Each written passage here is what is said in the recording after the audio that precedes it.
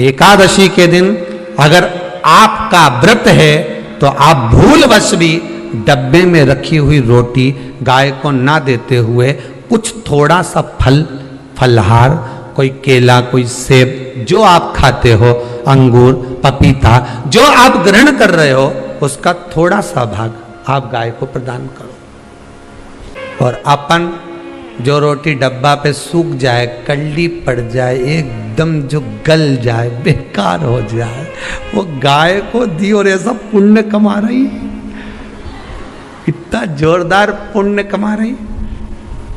पति को गरम रोटी, बच्चों को गरम रोटी, बहू को गरम रोटी, सबको गरम। हिंदू धर्म की रीति है सबसे पहली रोटी गाय की। सबसे पहली क्यों बनवाई? कि गाय के मुख में जाएगी तो पितर तर जाएंगे, तो सबसे पहले उठकर जाना था, रोटी बनाकर डब्बे को छोड़कर गैस बंद कर पहले गाय को देकर आना था, फिर रोटी देना चाहिए थी। पर रोटी दी कब? जब शाम के 4 बजे गई, दरवाजे पर गाय आ गई।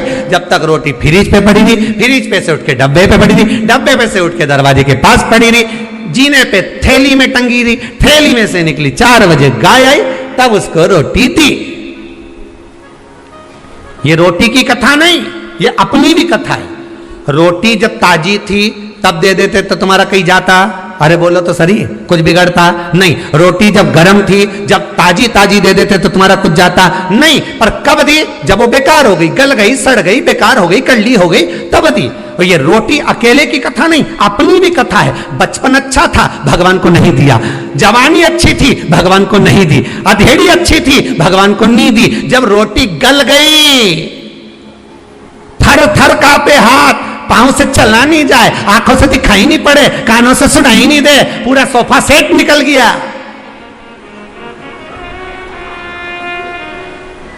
सब गायब।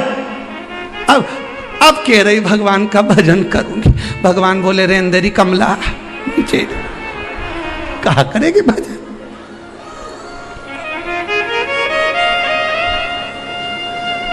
चार बजे रोटी दी है गाय को, चौथी अवस्था दी है भगवान को। अरे विचार तो करो, सही है कि गलत है?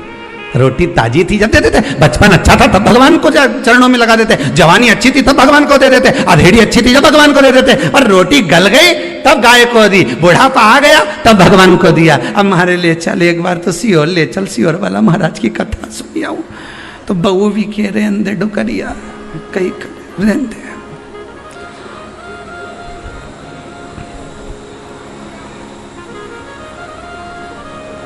घर में पोता हो गया, सोना की सीढ़ी चढ़ा रहे अम्मा के। अम्मा से मंदिर के 4 सीढ़ी चढ़ी नहीं जा रही, सोना की चढ़ा रहे। और सोना की भी बनवाई तो इतनी सी बनवाई और अंगूठा में फंसा रहा है, चढ़ जा। अब चढ़े कैसे? कोई बड़ी सीढ़ी हो सोना की तो चढ़ भी जाए, वो इतनी सी सीढ़ी। और मुंह में भी अम्मा बोल रही बेटी को दे देना, बेटी को दे दो, इतनी सी सीढ़ी। अब इनने बहू ने विचार कर, अब घर में 4 बेटियां हैं, सभी तो आई हैं, तो इनने पूरी सीढ़ी का एक एक पाया तोड़, वो सीढ़ी का सारा पाया तोड़ी ने। तो अम्मा से कह दिया ये बड़ी चोरी के दे देते, मंजरी के दे देते, संजरी के दे देते, छोटी के दे देते। और अम्मा ऐसी जोरदार साड़ी का पल्लू मल्लू लई नहीं, ऐसी सीढ़ी का एक एक पाया दे रही है कि जैसे सोने की अंगूठी दे दी। अब देश तो सोना की सीढ़ी चढ़वा।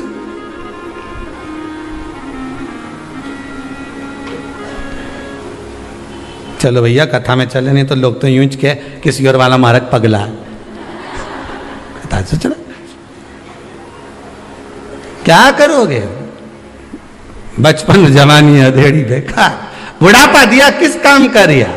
अंतिम अवस्था, और वो भी पूरी नहीं दे पाए, वो भी परमात्मा को नहीं दे पाए। अरे एकादशी का व्रत का महत्तम कराए, थोड़ा सा फल दो, एक केला दो, एक सेब दो, पपीता दो। तुम जो फलहार कर रहे हो, चाहे तुम मोरधान पा रहे हो, चाहे तुम जो सामग्री पा रहे हो, पर वो थोड़ा सा दो, पर गौ माता को उस दिन फलहार दो, अगर एकादशी का आपका व्रत है तो। पर दोष है आपने एकादशी का व्रत तो करा, पर सामने गाय आई ना तो आपने फलाहार नहीं दिया, रोटी ही दी है। रोटी ही दी है, डब्बे में से निकाल के ले गई, गाय आई है रोटी देना, देव मना नहीं। बाकी के दिन आप आपके बेटे से कह दो रोटी दिया बेटा जा, पर आप अपने हाथों से, आपका व्रत है तो आप फलाहार आप कर रहे हो तो फलाहार का ही दान गौ माता को दीजिए।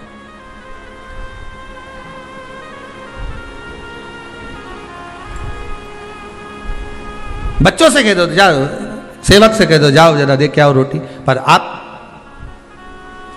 फल का दान दीजिए। महाराज पांचवा वर्णन किया चतुर्थ भाव में, बन सके जितना एकादशी के दिन भगवान का ओम नमो भगवते वासुदेवाय का जाप करें, या अपने गुरु मंत्र का स्मरण करें, या जो मंत्र आपके हृदय में समाहित हो, श्री शिवाय नमस्तुभ्यम, ओम नमः शिवाय, राम कृष्ण शिव, जो मन पड़े उसका भजन करें, पर दिल से करना। जितनी देर करते बने उतना देर करो। माला पकड़ने की भी जरूरत नहीं कि माला पकड़ के बैठता हूं तो घट की जिब्या से जप लो, नहीं जी जी वही उतना में ही पूरा हो जाए, वही बहुत है।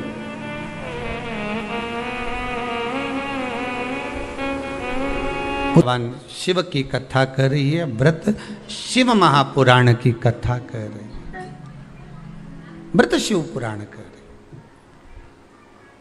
महाराज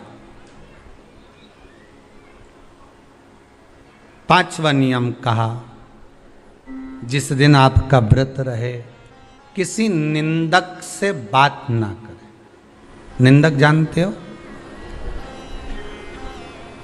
भाई दूज के दिन, दिवाली की जो भाई दूज होती है ना, होली दिवाली की जो दूज होती है, उनमें ऐसा गोबर का भाई दूज बनाते हैं, और पास में एक चुगलखोर भी बना है, और चुगलखोर के ऊपर ऐसा भाटा धर दे, एक पत्थर।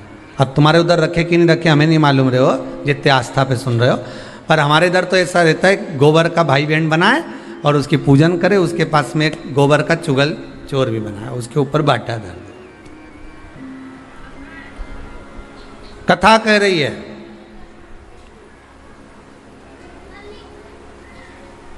कथा वर्णन कर रही है, निंदक से बात ना करें। मान लो किसी ने आकर आपको निंदा कर भी दी तो तुरंत सूर्य नारायण भगवान का दर्शन करें, और 3 बार उनका दर्शन कर कर नेत्र बंद करें, तब जाकर वो निंदा जो अंदर गई है अंदर पवित्रता प्रदान करेगी, तब जाकर एकादशी का व्रत लगेगा।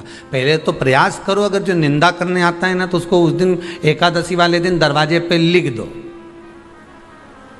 कि चुगल चोट्टा उन अंदर नहीं आए। तुम तो लिख दो, तो इतना लिखने में कोई, तुम दरवाजे पे वैसे भी तो लिखते हो, कुत्ता से सावधान, अंदर कुत्ता है। अब जब तुम इतनी बड़ी बात लिख रहे हो कि अंदर कुत्ता है, तो अंदर जाने वाले को पहले समझना पड़ेगा कि अंदर कितना कुत्ता है। पहले तुमने तो लिख दिया कि अंदर कुत्ता है, तो समझना तो पड़ेगा नहीं कि अंदर है कितना।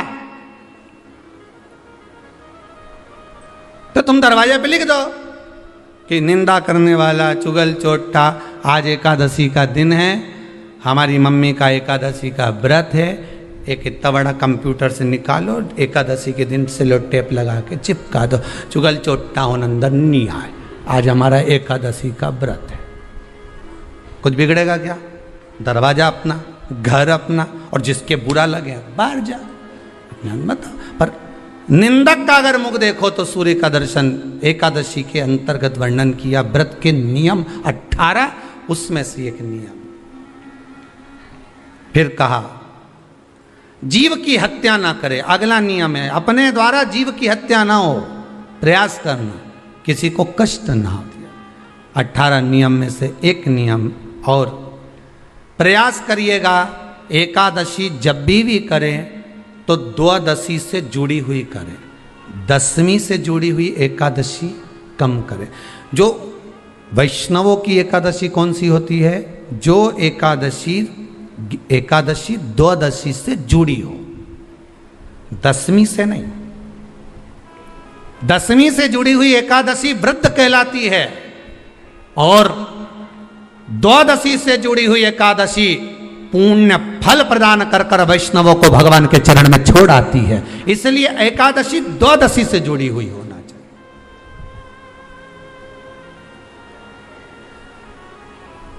अब कई लोग क्या करते हैं, जो दशमी से जुड़ी हुई एकादशी रहती है ना, उसको करते। पर वैष्णवों की जो एकादशी मान्य है, वैष्णव धर्म की जो एकादशी होती है वो द्वादशी से जुड़ी हुई होती है, वह 12 से जुड़ी हुई होती है, द्वादशी से जुड़ी होना चाहिए महाराज। तो वो वैष्णव जो एकादशी होती है, वैष्णवों की एकादशी होती है, वो द्वादशी से जुड़ी हुई पूर्णता का सुख देने वाली होती है। हमें घटने के साथ नहीं चलना, ध्यान दीजिएगा, हमें किसके साथ चलना है, बढ़ने के साथ, क्योंकि हमको आगे बढ़ना है कि पीछे आना है। वैष्णव आगे बढ़ता है, वैष्णव का धर्म है कि अग्रण्य भाव में चले, इसलिए वैष्णवों की जो एकादशी होती है वो आगे की ओर जाती है, अग्रण्य भाव में बढ़ने वाली, द्वादशी की ओर प्रवेश करने वाली, अर्थात हमारे कदम उन्नति की ओर बढ़े, हमारे कदम आगे वैभव की ओर बढ़े, संपदा की ओर बढ़े और भगवान के चरणारविंद की ओर बढ़े, ना कि पीछे की ओर हटे। हम दशमी के साथ मिली हुई एकादशी ना करें, हम द्वादशी के साथ मिली हुई एकादशी।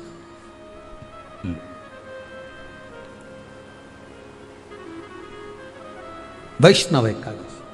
फिर अगला वर्णन किया गया महाराज, शास्त्र कहता है, अगला वर्णन जो किया गया उसमें बताया,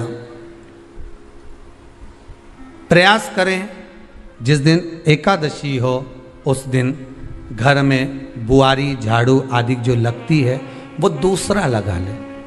क्यों, उसका वर्णन है, अगर आप बुआरी लगाएंगे, झाड़ू लगाएंगे, पोछा लगाएंगे तो हो सकता है कोई जीव आपके हाथ के द्वारा मर जाए। तब एक बार ये कथा हमने काशी में कह दी थी, तो एक अम्मा खड़ी हो गई और उन्होंने कहा, महाराज जी हम तो दोनों ही हैं और मेरी रे एकादशी, तो मैं पोछा किससे लगूं। अब मैंने कहा अम्मा तू तो रहने दे, तू ही लगा ले। अब हम कह दें कि अब एक तो बोल रहे कि हम घर में दो, और आप कह रहे हो कि जिसका व्रत रहे वो पोछा ना, तो मत लगाओ, छोड़ दो एक दिन, कोई जरूरी है झाड़ू लगा लिया सब पोछा। तो प्रयास करो कि कोई जीव ना मरे, प्रयास करो,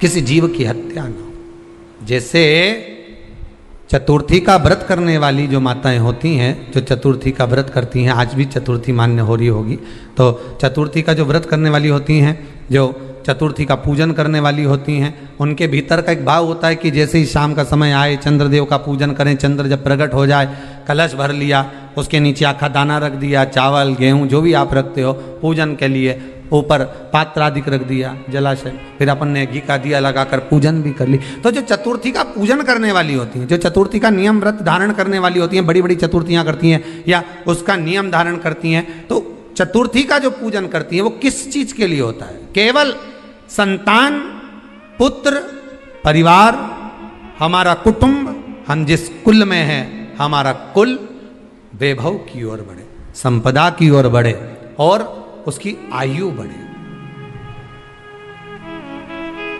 उसकी आयु बढ़े, वैभव बढ़े। बहुत ध्यान दीजिएगा महाराज, चतुर्थी की पूजन में जो आप आखा दाना रखते हो, गेहूं वगैरह कुछ भी जो भी रखते हो, उसकी बड़ी महत्वता होती है महाराज।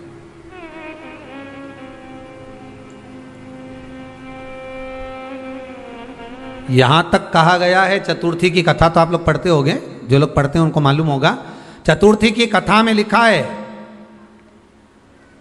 चौथ माता के व्रत में वर्णन किया गया है कि वो आखा दाना जो रखा जाता है, मान लो कोई जरूरी काम होता है तभी आखा दाना को रखा जाता है, संभाल के रखते हैं कि हम इस काम के लिए जा रहे हैं और हमारा ये कार्य सफल होना चाहिए। तो जिसने चतुर्थी का व्रत करा है, जिसने चंद्रदेव का पूजन करा, चतुर्थी का व्रत करा, वो गणेश जी से विनती करके वहां से 2-4 आखा दाना उठा ले, और जो व्यक्ति का काम अटक रहा है अपने ही घर का, पर दूसरे कुल को नहीं देना, अपने ही कुल के अंतर्गत जो काम अटक रहा है उसकी जेब में, उसके पल्लू में उस चीज़ को रख दिया जाए। तो चतुर्थी जो अगली आती है, जैसे आप महीने की करते हो तो महीने की, और आप जैसे करते हो कि 4 अलग बड़ी बड़ी चतुर्थी करते हो तो उसके अनुसार आपका कार्य सिद्ध होता ही है। उस आखे दाने का इतना महत्व होता है क्योंकि चतुर्थी का व्रत करने वाली माता जब व्रत करती है तो स्वयं चतुर्थी की कथा में लिखा हुआ है कि पार्वती जी गणेश जी से चतुर्थी की कथा बचवाती। चतुर्थी की कथा बाची किसने थी? स्वयं गणेश जी महाराज ने। और सुनी किसने थी? माता पार्वती। बाचने वाले गणेश जी थे, सुनने वाली माता पार्वती थी। तो चतुर्थी की कथा जब होती है तो उसको स्वयं गणेश जी बाच रहे हैं। तो व्रत कौन सुन रही है? माता पार्वती। और आपने जो आखा दाना लिया वो गणेश जी के भाव से लिया, गणेश जी से निवेदन करके, विनय करके, प्रार्थना कर कर उसको प्राप्त किया, आपने उसको लिया।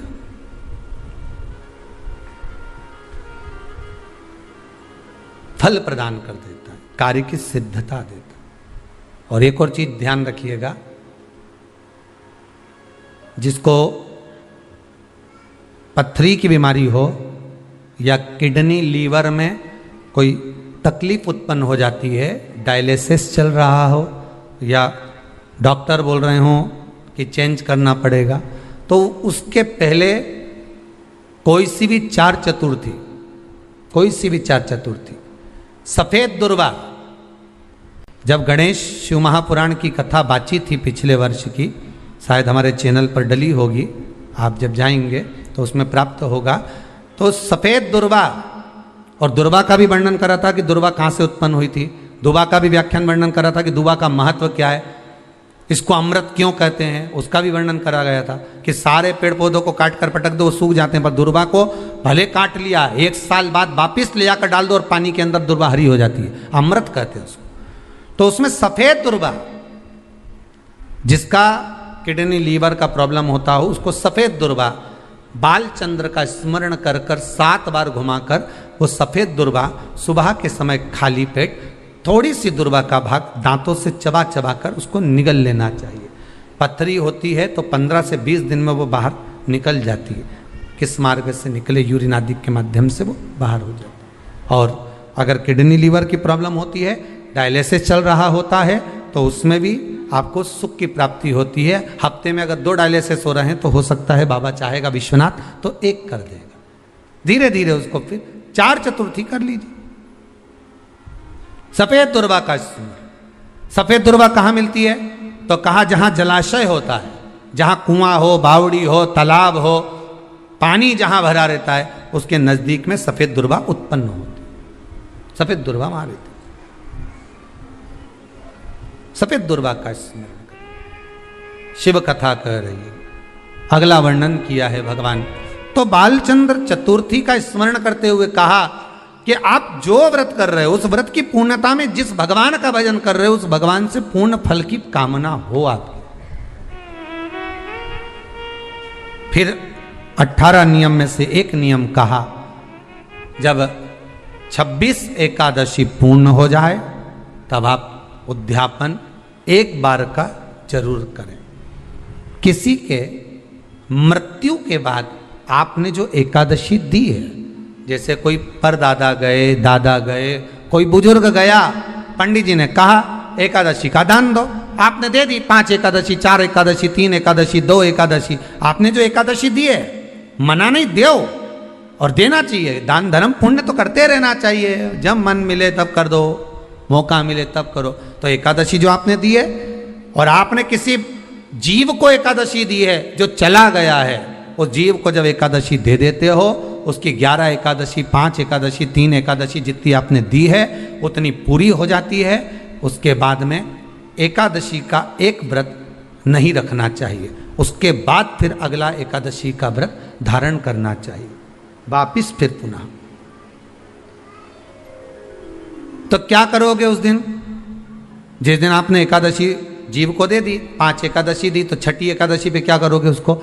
ये नहीं कि आपको अन्न खाना है, आपको व्रत नहीं रखना, पर आपको अन्न का सेवन नहीं करना। उस दिन दूध की सामग्री, कोई फ्रूट्स, कोई फल आपको उस दिन ग्रहण कर लेना, पर आपको ये नहीं करना है कि हमने तो एकादशी करी ही नहीं है आज, तो हम अन्न खा लेंगे। नहीं, कथा में वर्णन आया था, कल कथा में कहा था, मुर को जब मारने का समय आया, पाप सामने आ गया, भगवान ने उस पाप को किस में ले जाकर छोड़ा? पाप पुरुष को अन्न के भीतर। पाप पुरुष कहाँ गया? अन्न के भीतर। एकादशी के दिन एक दिन पाप पुरुष अन्न के भीतर रहता। एकादशी का अगला वर्णन ध्यान से सुनिएगा। मान लो आपने एकादशी का उद्यापन में बाद में करूं नहीं करूं, श्वास का कोई भरोसा है? बोलो तो, है क्या कोई भरोसा? नहीं। श्वास रुक जाएगी चलते चलते, शम्मा बुझ जाएगी जलते जलते, दम निकल जाएगा रोशनी का, क्या भरोसा है इस जिंदगी का। कोई भरोसा है कि आप 26 एकादशी पूरी कर पाओगे? नहीं, किसी ने देखा हो तो बात दूसरी। एक बार वो युधिष्ठिर के सामने कोई मांगने के लिए, एक दरवाजे पर कोई दान मांगने के लिए आ गया युधिष्ठिर के पास,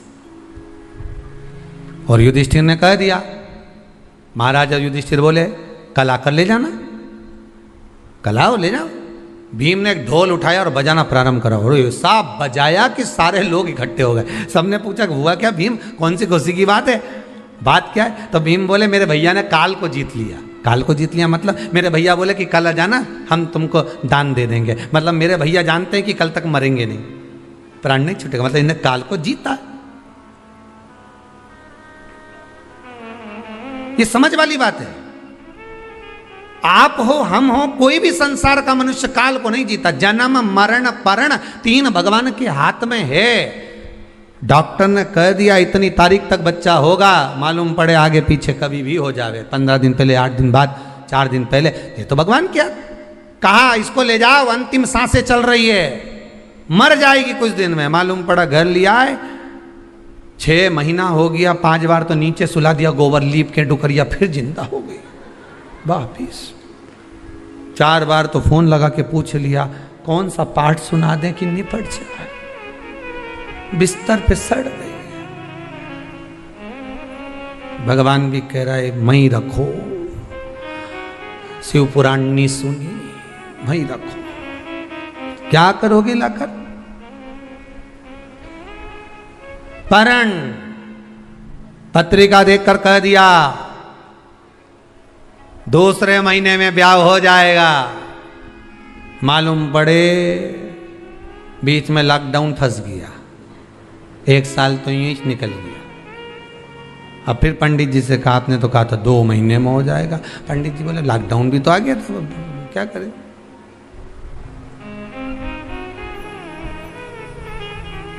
तो लॉकडाउन से क्या फर्क पड़े महाराज जी, शादी तो पक्की हो जाना थी।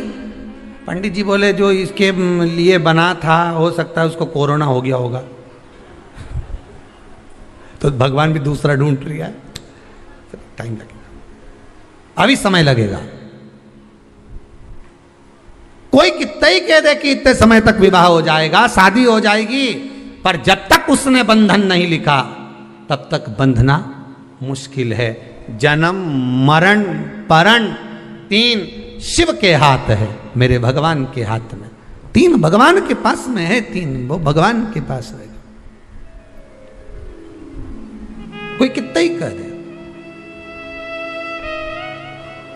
ना आपका ना हमारा, क्या भरोसा है इस जिंदगी का, क्या भरोसा है, आज है कल नहीं, क्या भरोसा। तो फिर मान लो हमने 7 एकादशी का व्रत कर लिया और उद्यापन नहीं कर पाए, 26 का इंतजार कर रहे थे और उससे पहले निपट गए, तो फिर उद्यापन ऊपर करोगे? अरे बोलो तो सही, उद्यापन कहां करोगे? सारे व्रतों में केवल एक व्रत ऐसा होता है एकादशी का, जिसका उद्यापन पहली एकादशी पर भी कर सकते हो। सारे उद्यापन में केवल एक उद्यापन ऐसा होता है, सारे व्रतों में एक व्रत का उद्यापन ऐसा होता है, वो है एकादशी का। ये जरूरी नहीं कि 26 पूरी होगी तभी तुम करोगे, या तो पहली में ही कर लो या फिर 26 पूरी हो तब कर। पर उद्यापन अगर तुमको ऐसा लगे कि हाँ मैं अभी तो जीऊंगी हो, अभी तुम्हारा बाल भी धोला नहीं हुआ, तुमको ऐसा लगे तो अभी तो मैं तो बढ़िया, तो फिर भले मत करो। पर एकादशी का नियम कह रहा है, एकादशी का यहाँ 18 नियम में से एक नियम कह रहा है कि एकादशी का उद्यापन पहली एकादशी पर भी हो सकता है। पहली पर भी कर सकते, फिर तुम्हारा मन पड़े तब। क्यों? तो पहली पर करने से क्या फल मिलेगा? तो एकादशी की नियमावली कहती है, अगर मान लो आपने पहली एकादशी पर भी उद्यापन कर लिया, इसके बाद में जितनी एकादशी करोगे वो सारी तुम्हारे खाते में जुड़ती जाएगी। मतलब बैंक में खाता खोल लो, ठीक है? खाता खोल लिया, अब जितना कमाता जाओगा उसमें डालते जाओ, जितनी कमाई करके लाओगे उसमें जमा करते जाओ। एकादशी एक बार उद्यापन पहले में भी हो गया तो बाकी का पुण्य तुम्हारे खाते में आ जाएगा, उसका पुण्य। एकादशी का उद्यापन बड़े महीने में माघ शुक्ल एकादशी के दिन, माघ का महीना हो, शुक्ल पक्ष की, जम के बोलिए, एकादशी हो, प्रयास करना कि आप उद्यापन करें, भले 5, 10, 11, 12 जितनी एकादशी हो जाए, 26 हो जाए तो ज़्यादा अच्छी है, नहीं तो आप करें तो माघ महीने की शुक्ल पक्ष की एकादशी के दिन आप उद्यापन करें, प्रयासरत करें, प्रयासरत। बड़े महीने के अंतर्गत जो उद्यापन, हाँ चतुर्मास के अंतर्गत उद्यापन नहीं होता एकादशी का, बहुत ध्यान दीजिएगा हमारा। ये जो सावन भादो कुंवर कार्तिक जो 4 महीना होते हैं भगवान के शयन करने के, इसके अंतर्गत एकादशी का उद्यापन नहीं होता, और इसके अंतर्गत उद्यापन करना भी नहीं चाहिए एकादशी हमारा। एकादशी का उद्यापन माघ महीने की शुक्ल पक्ष की एकादशी के दिन आप बहुत प्रेम से आनंद के साथ करिए महाराज। परंतु एकादशी के उद्यापन में सबसे ज्यादा अगर कुछ जरूरी होता है तो 24 तरह का नैवेद्य जरूरी होता है। कितने तरह का? 24 तरह का नैवेद्य। अब आप कहोगे गुरुजी उद्यापन हम कर रहे हैं एकादशी का, तो उसमें तो फलहार का हमें नैवेद्य बनाना चाहिए। तो फिर ये पुराण के अंतर्गत स्कंद पुराण में ये चीज लिखी है कि एकादशी का जब उद्यापन करते हैं तो 24 तरह का नैवेद्य बनाकर सिद्ध करते हैं। 24 तरह का नैवेद्य जान रख लेना, का हलवा बना लो, खीर बना लो, पूड़ी बना लो, सब्जी बना लो, पकौड़ा बना लो, भजिया बना लो, ऐसे 24 तरह का नैवेद्य अलग अलग चाहिए। पर लोग क्या करते हैं, खोपरा पाक बनवा लेते हैं 1-2 किलो और 24 जगह रख देते हैं। स्वीकृत नहीं है। 24 तरह का नैवेद्य रखा जाता है। महाराज एकादशी के दिन भगवान का पूजन का पूरी तैयारी कर कर मंडल आदि बनवाकर विद्वान ब्राह्मण को बुलाकर, कर्मकांडी ब्राह्मण को बुलाकर जो भगवत सेवा में एकादशी का उद्यापन कराए, उन ब्राह्मण के चरणों को नमन कर कर, प्रणाम कर कर एकादशी का पूजन करवाइए और उस मंडल की पूजन कराकर हवन द्वादशी को कराइए। एकादशी को हवन नहीं, एकादशी के उद्यापन का जो हवन होता है वो द्वादशी को।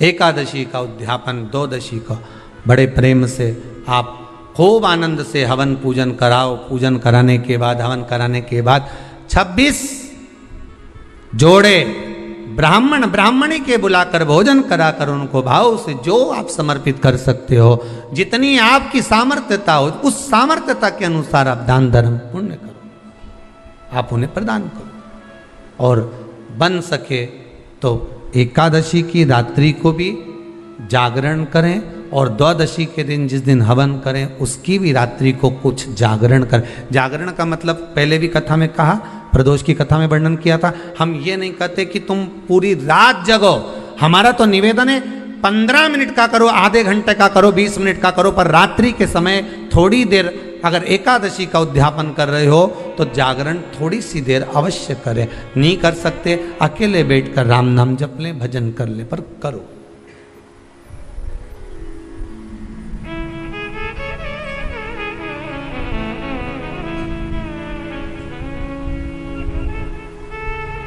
भगवान का भजन करो, किसी भी रूप में करो। वेश है मंगल मंगलकारी,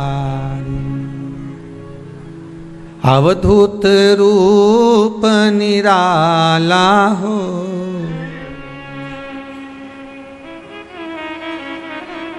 मेरा प्यारा डमरू वाला हो। 26 ब्राह्मणी को जोड़े से भोजन कराकर कुछ भेंट देकर विदा करे। ऐसे एकादशी के उद्यापन का वर्णन किया गया। एकादशी का उद्यापन सुख प्रदान करने वाला, आनंद देने वाला, भगवत रस तत्व को संजोने वाला। महाराज शिव महापुराण की कथा में वर्णन आता है कि माता पार्वती जितने व्रतों को धारण करती हैं, माता जितने व्रतों को भगवान शिव के लिए जितने व्रत करती हैं, माँ सारे व्रत भगवान शंकर स्वीकार करते हैं।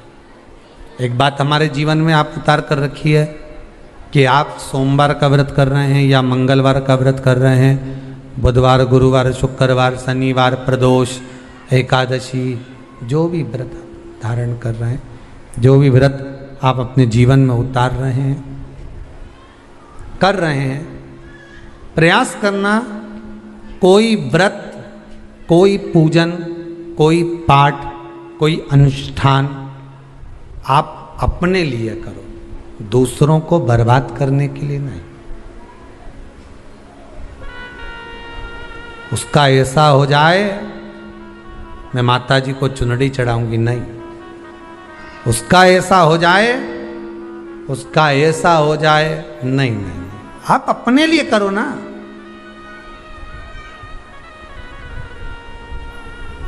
सर्वे भवन्तु सुखी। अगर आप व्रत कर भी रहे हो तो किसी के बुरा करने के लिए नहीं। अगर किसी के यहां जाकर आप पूछ भी रहे हो कि महाराज हमारे कहीं चले गए और कहा कि हम दुखी हैं, और कोई कह दे कि तुम तुम्हारे पड़ोसी से दुखी हो या तुम्हारे उनसे, तो उनके लिए हमें कुछ बुरा नहीं करना। आप अपना अच्छा करवाते जाओ कि देना हो तो दीजिए जन्म जन्म का साथ, मेरे सिर पे रख दो भोले अपने ये दोनों, और देना हो तो दीजिए जन्म। हमें दूसरे का अहित चाहिए ही नहीं। कोई कितना भी गाली दे, कितना भी अपशब्द कहे, कितना भी ताने दे, कितने भी अपशब्दों का व्याख्यान वर्णन करे, हमें नहीं बोलना। आग लगे बस्ती में अपन रहो, क्या किसको रोइए चादर तान के सोइए। अपने को नहीं बोलना, वो क्या बोल रहा है, क्या कर रहा है, क्या चाहता है, अपने को उससे मतलब नहीं कुछ भी। बोले बोले तो बोले, तुम तो मीराबाई जैसे हो जाओ कि मैं तो चली वृंदावन राणा और मेरे तो भाग जगे, राणा जी तेरे महलों में आग लगे, राणा जी तेरे महलों में आग। अरे घास फूस की कुटिया बनाऊंगी, भले कैसे भी रहूंगी पर किसी का बुरा नहीं करूंगी, घास फूस की बोल तो दो कुटिया बनाऊंगी, जामे तुलसी का रोप लगे, राणा जी तेरे महलों में। मैं तो चली वृंदावन राणा और मेरे तो भाग जगे, राणा जी तेरे महलों में आ। वो कितने हमें नहीं चाहिए, मतलब ही नहीं हमें किसी के महल और अटारी से। उनकी बिल्डिंग 4 मंजिल की बन गई, बन जाए तो उनके यहाँ 4 व्हीलर गाड़ी आ गई, आ जाए तो बस वो हाईवे पे चल रहे हैं, हम दचके वाली पे भक्ति के बल पर चल रहे हैं। जब मेरा भगवान देगा तो छप्पर फाड़ कर देगा, ऐसा देगा कि शिव महापुराण की कथा भी करवा देगा, यह पक्का है। बस उस पे विश्वास रखो, भरोसा रखो, उससे निवेदन करो कि कृपा कर देना, जीते जी शिव जी तुम्हारी कथा करवाना, जीते जी करवाना।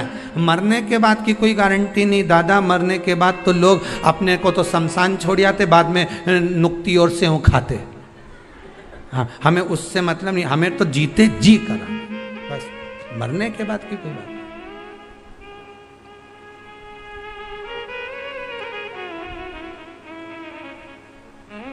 आप तो बस कृपा कर दो भोलानाथ।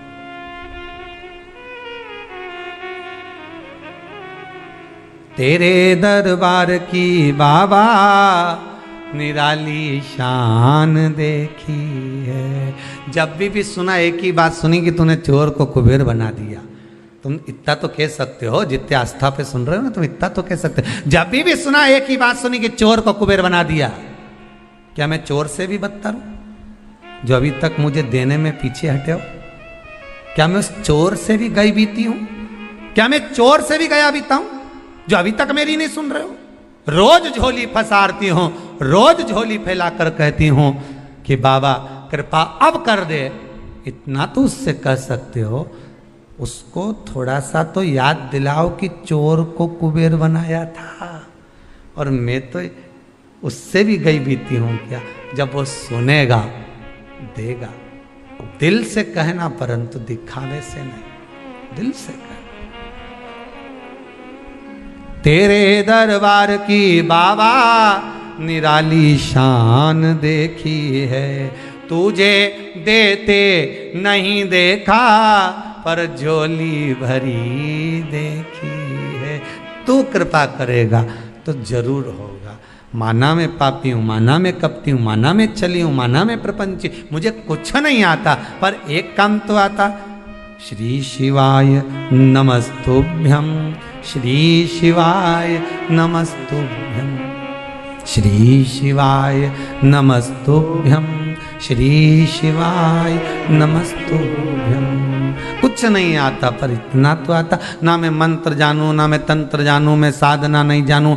2 घंटा तक आंख बंद करके बैठी भी नहीं रही जाए, एक जैसी बैठ भी नहीं सकती। मेरे में तो जो दोष है मैंने बता दिया कि नहीं बैठ सकती मैं 2 घंटा, 4 घंटा, 6 घंटा एक जैसी एक आसन से। पर हूं तो तुम्हारी। चलते भी कहो, सोते भी कहो, तुम्हारा मन पड़े। श्री शिवाय नमस्तुभ्यं, श्री शिवाय नमस्तुभ्यं, श्री शिवाय नमस्तुभ्यं। मैं कैसी भी हूं पर आपकी हूं, मैं कैसा भी हूं आपका हूं। भाग्य किसने लिखा है? आपने। जन्म आपने दिया, मारोगे आप। पेट भरने की जवाबदारी आपकी है, पर ऐसे ही मत मार देना।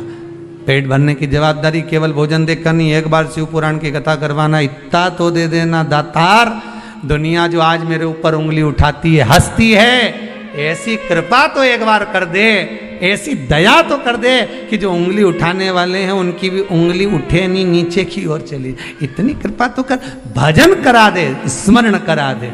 तूने दिया लंकाधिपति रावण को, तो आप एक शिव चरणारविंद का रस तत्व अपने जीवन में उतार कर रखना। कि अगर आपके मन में ये विचार आ गया कि मुझे भगवान के मंदिर जाना है, मुझे कथा में जाना है, या मुझे कथा सुनने बैठना है, या मुझे भगवान की भक्ति में आधा घंटा, 1 घंटा, 2 घंटा लगना है, तो समझ लेना कि बस मन में विचार आते से दुख तो वैसे ही समाप्त हो गया। अच्छा विचार कब आता है? जब व्यक्ति का दुख समाप्त हो जाता है। अच्छा विचार तो तभी आएगा ना जब दुख समाप्त होगा, जब तुम्हारे भीतर से पाप कर्म चला जाएगा। अच्छा विचार तो व्यक्ति के जीवन में तभी प्राप्त हो सकता है जब उसके विचार अच्छे हो, उसकी सोच अच्छी हो, उसके भीतर कुछ निर्मलता का भाव होगा, तो वह अच्छा कर्म करने का प्रयास करेगा। मनुष्य का जीवन, मानव की देह जो है, जब व्यक्ति के भीतर पाप कर्म बहुत सारा समाहित हो जाता है, पाप कर्म बहुत सारा रह जाता है, पाप कर्म जब मनुष्य के भीतर बहुत एकाग्रित हो जाता है, तब व्यक्ति पाप कर्म की ओर ही अग्रण्य होता है, वह पुण्य की ओर नहीं जा सकता।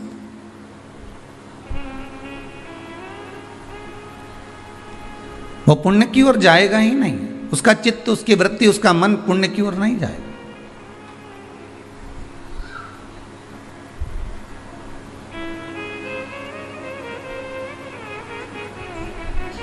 महाराज बहुत अच्छी संगत में बैठ गए और उस संगत से निकलकर आप बेकार संगत में पहुंच गए, और बेकार संगत में पहुंचने के बाद फिर आपने वही बेकार कर्म करना प्रारंभ कर दिया। अजामिल की कथा, श्रीमद् भागवत कथा में अजामिल एक ब्राह्मण है,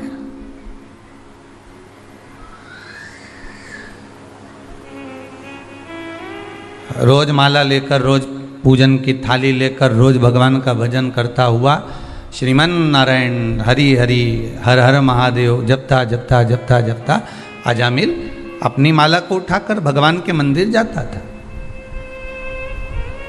एक दिन एक मित्र ने कहा, क्या जरूरी है कि इसी रोड पे से मंदिर जाए? क्या जरूरी है कि इसी गली में से मंदिर जाए? क्या जरूरी है कि इसी रोड पे से जाए, इसी मार्ग से जाए?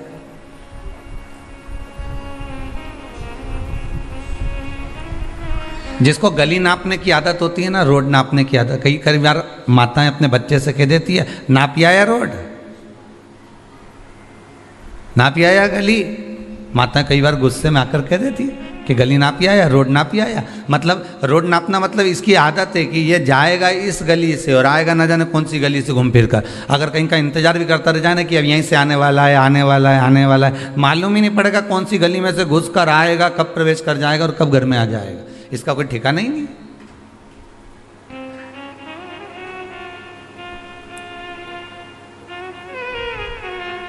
अब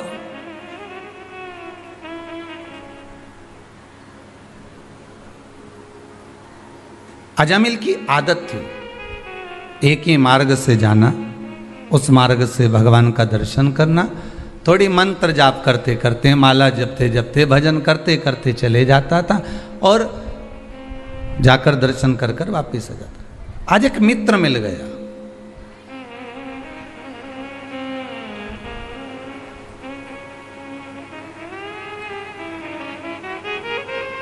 अच्छे मित्र, अच्छे सखा, अच्छी राय देने वाले, अच्छा विचार देने वाले, अच्छा संस्कार देने वाले दुनिया में बहुत कम मिलेंगे।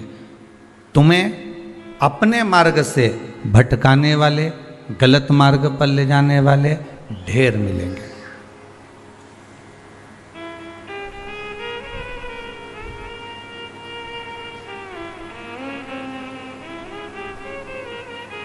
ढेर प्राप्त हो जाएंगे।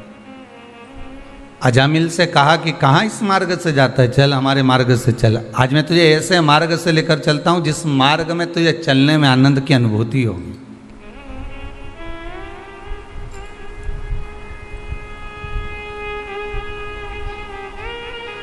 शायद आपने भी सुना होगा, हमने भी हमारे गुरु जी के मुख से सुना था, आपने भी आपके गुरु के मुख से सुना होगा, कभी जीवन में कहीं पढ़ा होगा कि भक्ति का पथ, भक्ति का मार्ग बड़ा आड़ा टेढ़ा होता है। भक्ति का पथ, भक्ति का मार्ग बड़ा उबड़ खाबड़ होता है, बड़ा आड़ा टेढ़ा होता है, ये बहुत सीधा नहीं हो सकता। पाप का मार्ग, गलत संगत का मार्ग, गलत जगह जाने का मार्ग बहुत अच्छा होता है, बहुत अच्छा।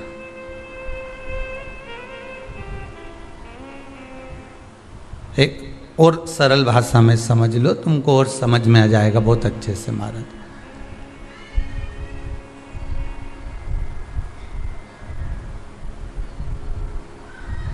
बहुत अच्छा भोजन और बहुत आड़ा टेढ़ा भोजन, दोनों में पचने में समय लगता है।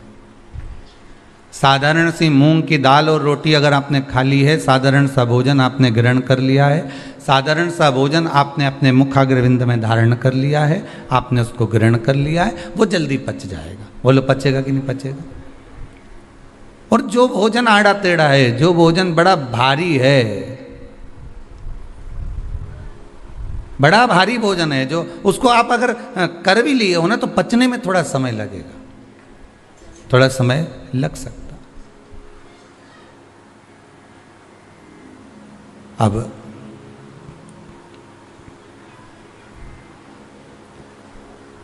भक्ति का मार्ग बड़ा आड़ा टेढ़ा होता है, इसीलिए कहा हमारा दूर नगरी बड़ी दूर नगरी, दूर नगरी बड़ी दूर,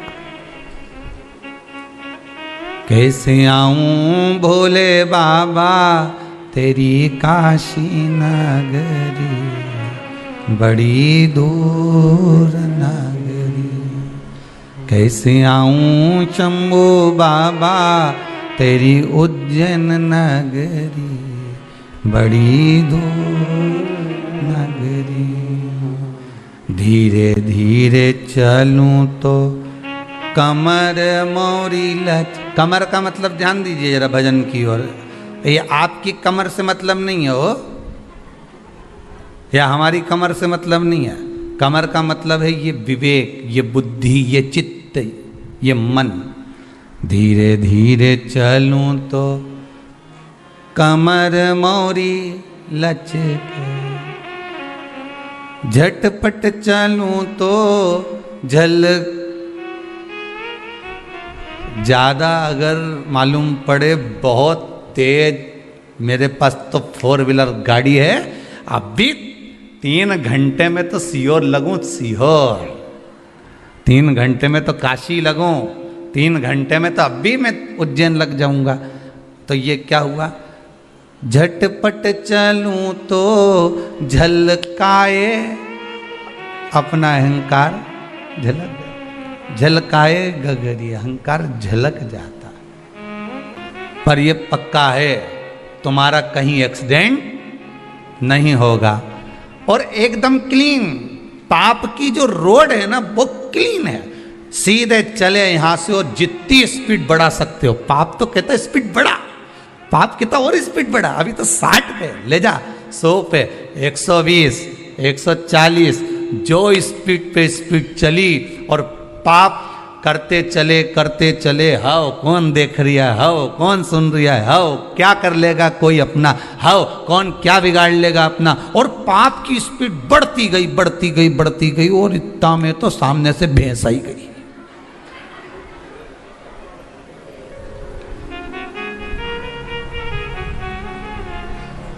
स्पीड इतनी तेज थी, और सामने से जो भैंस दिखी, अब गाड़ी कहां टर्न करेगा, इधर से दूसरी आ रही, और इधर पीछे दूसरी, और इधर डिवाइडर, और कहाँ चढ़े। तो इन्हें कहा तो गए बस। फिर स्पीड, वो भैंस जो सामने आई ने तुम्हें ले जाके साइड में जो था ना डिवाइडर, उस पे चढ़ाया, और चढ़ा के फिर खड्डा में फेंका, और फेंका ने सब तरह से ने तुम दुचाया, सब इधर से कहीं दुच गया, इधर से दुच गया, इधर से पिट गया, जहाँ से देखो वहीं पड़ा। कोई उठाने वाला मिला? एक्सीडेंट होने के बाद दुनिया के लोग तुम्हें बाद में उठाते हैं, पहले जो मोबाइल, चेन, बैग, लैपटॉप, ये सारी जो सामग्री होती है ना, पहले इनको उठाया जाता है। तुम्हें तो उठाएंगे, और वो नहीं उठाएंगे तो वो उठाएगा, कोई तो उठाएगा। तो तुम्हारी इतनी चिंता नहीं है, उनको तो वस्तु चाहिए, जो वस्तु वहां पर पड़ी हुई है।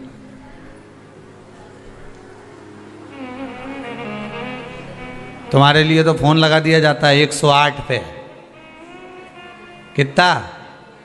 108।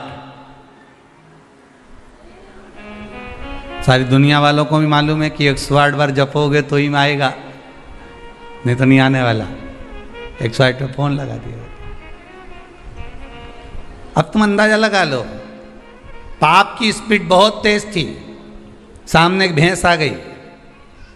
भैंस मतलब समझ गए कि समझाएं? अजामिल की कथा चल रही है।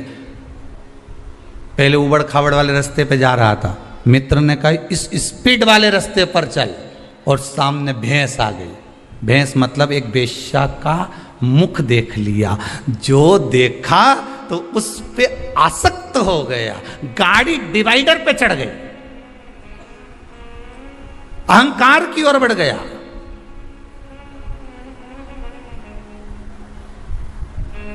अब भैंस तो अपने रास्ते से जा ही रही थी ना, अब बीच में भैंस अपने रास्ते से जा रही, उसको तो उधर जाना था। वेश्या ने एक बार भी अजामिल को नहीं देखा था, एक बार भी, पर जो गाड़ी चढ़ाई नहीं तो उनके तो ध्यान में रहे नहीं कि सामने भैंस है, इनके तो ध्यान में था। अजामिल को मालूम था कि सामने बड़ी सुंदर स्त्री बैठी है, बहुत सुंदर है, और केश झड़ा रही है और सुंदर श्रृंगार करी हुई है। बस इसको तो वो भैंस पे देख के एक्सीडेंट हो गया, और अजामिल का जो एक्सीडेंट हुआ तो इन्हें तो बस जाके खड्डा में गिर गया। मतलब आखिरी में क्या हुआ तो कि मैं तो इससे शादी करूंगा, चाहे कुछ भी हो जाए। गांव के लोगों ने समझाया तो इतना मंदिर जाता था, पूजन करता था, भगवान शंकर के जल चढ़ाता था, श्रीमन नारायण करता था, हरिहर करता था, सारी दुनिया का राम राम कृष्ण कृष्ण करता था, भगवत भजन करता था। अब ये कहाँ खड्डे में गिर गया तो कि कुछ भी हो जाए खड्डे में पड़ा है। तो दुनिया के लोगों ने भी सोच लिया अच्छा है, लैपटॉप ले चलो, मोबाइल ले चलो, इसका जो चेन अंगूठी सब ले चलो। तो खड्डे में पड़ा हुआ व्यक्ति जब देखता है ना दुनिया का लोग, तो सब अपना अपना संबंध तोड़ देते हैं। फिर हाँ पड़ा है तो पड़े रहने दे, अब कई कर, अपन तो अपना लैपटॉप लो नहीं बढ़ो, अपन तो मोबाइल लो नहीं बढ़ो, और पड़ा। अब पड़ा पड़ा पड़ा, आखिरी में कोई उठाया, वही वैश्या उस अजामिल को मिल गई। भागवत जी की कथा में लिखा है, हो आपने भी 50 बार श्रवण करा होगा। और वो बस तरीका थोड़ा सा चेंज है, आपने सुना होगा जिस तरीके से हम तो आपको एक उबड़ खाबड़ रास्ता और एक हाईवे, ये दो रास्ते को समझाना है। अब आप कौन से रास्ते पे जाते हो वो आपकी मर्जी है।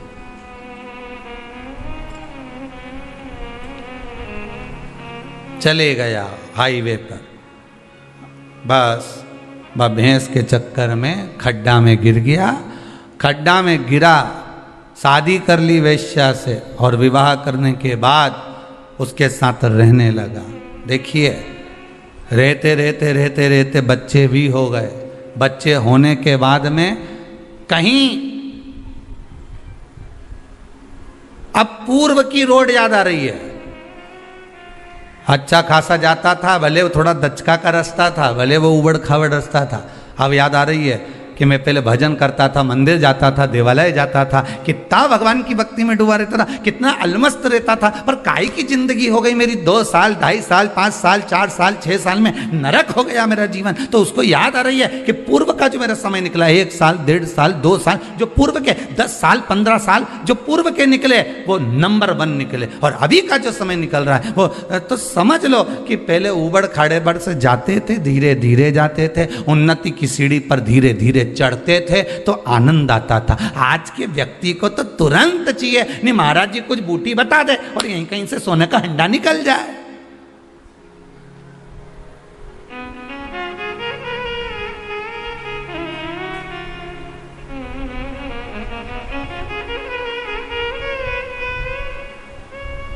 किसी के चक्कर में मत पड़ो। अजामिल ने अपनी रास्ता बदल लिया था, अजामिल ने अपना मार्ग बदल लिया था, अजामिल ने अपना मार्ग चेंज कर लिया था। तुम किसी के कहने पर अगर अपना मार्ग बदल रहे हो, तुम किसी के कहने पर अपना मार्ग चेंज कर रहे हो, तुम किसी के कहने पर अगर गलत संगत की ओर जा रहे हो, तो समझ लेना कि तुम्हें कुछ प्राप्त होने वाला नहीं है। हाँ, थोड़ा सा शंकर की भजन में, शंकर की पूजन में, भगवान की भक्ति में, भगवान के स्मरण में, भगवान की सेवा में, भगवान की चाकरी में जो तुम उपाय करते हो, जो तुम अनुष्ठान करते हो, जो तुम पूजन करते हो, उसको करोगे तो थोड़ा समय तो लगेगा। पशुपति व्रत कर रहा, थोड़ा समय तो लगेगा। तुमने सोमवार का व्रत करा, थोड़ा समय तो लगेगा। तुमने एकादशी का, थोड़ा धीरे धीरे, अब ये ऊपड़ खाबड़ का रास्ता है, थोड़ा समय तो लगेगा, पर यह पक्का है कि तुम मंजिल तक पहुंच जाओगे। पर आज के जमाने में तो लोगों को तुरंत चाहिए, तुरंत। और एक बात आप लोगों से हाथ जोड़कर कहेंगे, सियोर वाला महाराज को ना तो कोई विद्या है, सही मायने में देखा जाए तो यहाँ तो पढ़ना नहीं आए, ना कोई विद्या, ना कोई मंत्र, ना कोई तंत्र। यहाँ तो एक ही मंत्र है, श्री शिवाय नमस्तुभ्यम। शिव महापुराण की विद्येश्वर संहिता का एक मंत्र जो हमने ग्रहण करा, हमने आपको दे दिया, आप जप लो, आप ग्रहण कर लो। आज कोई गुजरात से संत आए हुए थे पावागढ़ के आगे से, वो केवल अपने दर्शन, कई लोगों के स्मरण होगा, उनके फोटो भी होंगे समीर जी के पास में, तो दर्शन कराएंगे। वो केवल किस लिए आए थे, क्योंकि उनके कोई भक्त महाराज जी अमेरिका में रहते हैं और वो भक्त का फोन यहाँ नहीं लग रहा था, तो केवल उन्होंने अपने गुरुजन को खबर करी कि गुरुदेव एक बार हमारा कोई नहीं वहाँ पर, कोई परिचित नहीं, आपसे हम केवल जुड़े हुए हैं, आपसे निवेदन है आप जाकर एक खबर थोड़ा सा इस भूमि पर जाकर कर आए कि महाराज कोरोना महामारी हो गई थी, उस बेटी को, उस घर की माता को 90% शरीर ने काम बंद कर दिया था, वेंटिलेटर पर पटक दिया था। पर जब 90% काम करना बंद कर दिया और वेंटिलेटर तक की नौबत आ गई, तो उस बच्ची ने एक ही बात कही थी कि मैंने शिव कथा सीहोर की सुनी है, शिव महापुराण की। उसमें उन्होंने कहा था श्री शिवाय नमस्तुभ्यम का जाप करना और बाबा का नाम लेकर पानी को ग्रहण करना। और वही उस बच्ची ने शंकर का इतना स्मरण करा कि भगवान की भक्ति में इतनी जुड़ गई कि कहीं नहीं गई और आखिरी में ठीक हो गई। तो उसने केवल एक धन्यवाद करने के लिए, एक साधुवाद करने के लिए, केवल एक साधुवाद करने के लिए, एक धन्यवाद करने के लिए,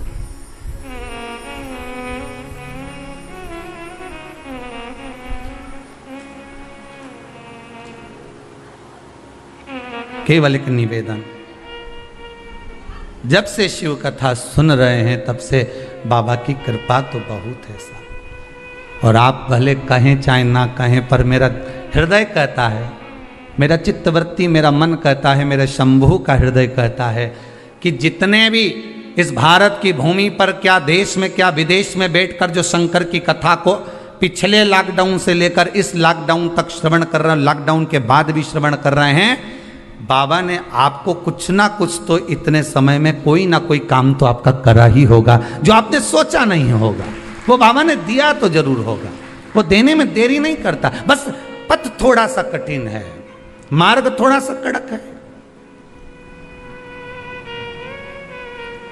थोड़ा पथ कठिन है, मार्ग थोड़ा कठिन है।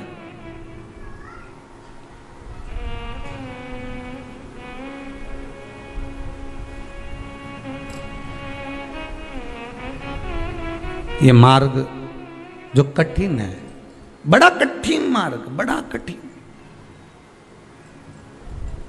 और इस मार्ग को ही तो सरल करना है, इस मार्ग को ही तो सहज करना है।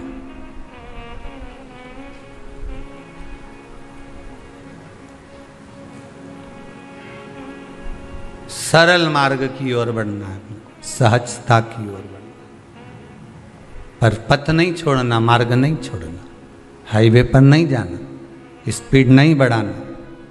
अजामिल ने स्पीड बढ़ाई थी और उसका पूरा काम बेकार हो गया।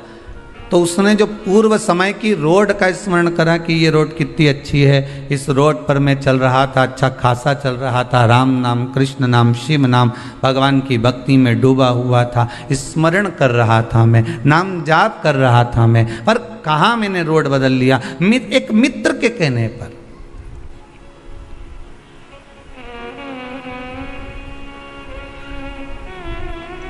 एक कौवे की एक हंस से दोस्ती हो गई, बड़ी अच्छी, दोनों बेस्ट फ्रेंड बन गए, पक्के दोस्त बन गए। एक दिन कौवा हंस से बोला, भाई मुझे बहुत भूख लग रही है, तू कुछ लाना। अब हंस गया तो मोती उठा कर ले आया, क्योंकि हंस तो मोती चुगता था। ले ये मोती ले। कौवे ने जैसे ही अपनी चोंच में मोती को लिया तो कौवे की चोंच ही टूट गई। कौवा पूछा, तू खाता कैसे होगा रे इसको, मोती कैसे चुगता होगा? हंस बोला सीधी सी बात है, लाओ। हंस ने मोती लिया, मुख में लिया, पेट में डाला। ओह, कौआ बोला हम तो नहीं खा सकते दादा, हमारे बस की बात नहीं है। इस शिव महापुराण रूपी मोती को चुगना कौओं के बस की बात नहीं है। बहुत सारे कौए हैं अभी भी जो नहीं चुग पा रहे।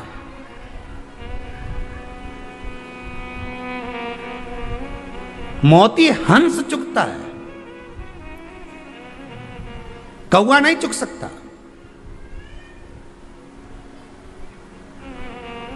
आप उसी की शादी में जाएंगे जिससे आपका हृदय लगा होगा। बोलो सही है कि गलत है? सगे देवर के यहां भी शादी होगी, जेठ के यहां भी शादी होगी, रिश्तेदार के यहां भी शादी होगी तो नहीं जाओगे, क्योंकि उनसे अच्छा संबंध नहीं होगा, प्रेम नहीं होगा। तो सगी बहन के यहां ससुराल में नहीं जाओगे, सग्गों के यहां। और अगर किसी पराये की भी शादी है और उससे अगर प्रेम है तो तुम पहले उसके यहां जाओगे। शंकर की कथा में 2 बजे से 5 बजे तक आस्था चैनल के सामने फेसबुक यूट्यूब पर जो कथा सुन रहे हो, बस तुम और वो शादी में जाने वाला एक बराबर है। तुम्हारा संबंध शंकर से है, इसलिए तुम कथा सुनते हो। जिसका संबंध ही नहीं होगा तो वो कथा में कहां से चले जाएगा? उसका मन कथा में कहां से पहुंच जाएगा? उसकी चित्तवृत्ति कथा में कहां से चली जाएगी? क्योंकि वो कथा में जुड़े, उससे उसका संबंध है ही नहीं, वो जुड़ ही नहीं पाता, पहुंच ही नहीं पाता। ये चित्त, ये मन, ये हृदय जब हमारा जा रहा है भगवान की कथा में, भगवान के चरणारविंद में, तो ये विश्वास मानकर चलना कि तुम्हारी चित्तवृत्ति भगवान में क्यों जा रही है, क्योंकि भगवान आपका। ये चित्तवृत्ति आप मानकर चलिए कि भगवान आपका स्नेह, भगवान आपको चाहता है कि ये मेरे सत्संग में जुड़े, मेरे स्मरण में जुड़े, मेरे भजन में जुड़े।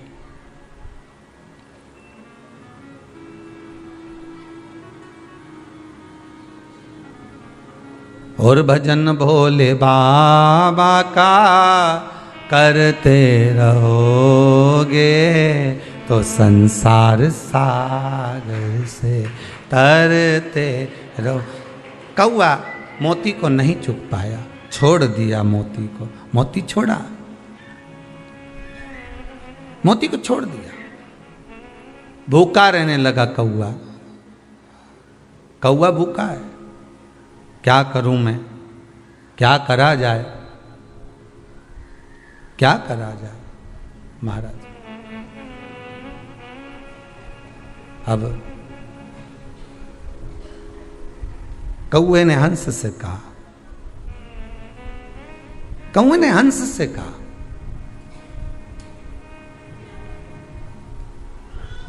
हे हंस, अभी तक आप यहां थे, अभी तक आप यहां थे, अब एक काम करिए। कौआ कहता है हंस, अब आप हमारे यहां चलिए, वहां पर मेहमानी करेंगे। वहां चलो हमारे पास में, वहां चलो हमारे साथ में।